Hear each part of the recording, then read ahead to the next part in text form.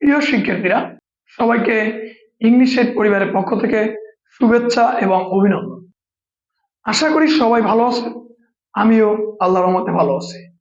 আজ আমরা খুবই গুরুত্বপূর্ণ একটা বিষয় শিখব, যেটা আমাদের ফ্রি হ্যান্ড রাইটিং কিংবা ট্রান্সলেশন কিংবা আমরা কোথাও কথা বলতে গেলে এই বিষয়গুলো খুবই দরকার হয়। সেটা হলো যে আমরা যদি বলি উচিত, তখন আমরা কিভাবে বলবো? যদি বলি উচিত ছিল, তখন আমরা কিভাবে বলবো?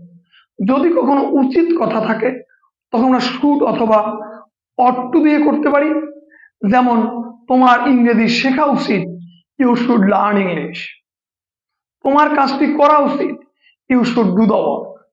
তোমার ভাত খাওয়া উচিত, ইউ শুড ইট রাইস। তোমার ঔষধ খাওয়া উচিত, ইউ শুড টেক মেডিসিন। কিন্তু যদি উচিতের সাথে ছিল কথা উল্লেখ থাকে, যেমন তোমার কাজটি করা উচিত ছিল, তোমার বইটি কেনা উচিত ছিল, তখন আমরা কিভাবে করব? যদি উচিত ছিল কথা উল্লেখ থাকে, তখন অবশ্যই আমরা সেটা শুড হ্যাভ দিব, এরপর একটা ভার্বের পাস্ট পার্টিসিপল দিব। যেমন, তোমার বইটি কেনা উচিত ছিল, you should have bought the book. তোমার ইংরেজি শেখা উচিত ছিল, you should have learned English.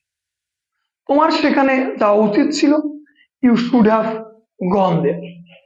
আশা করি এভাবে অনেক বাক্য আপনি বাসায় লিখে প্র্যাকটিস করবেন, ইনশাল্লাহ বিষয়টি ক্লিয়ার হয়ে যাবে। সবাই ভালো থাকবেন, সুস্থ থাকবেন। আবারও আসবো নতুন কোনো ভিডিওতে। আল্লাহ হাফেজ।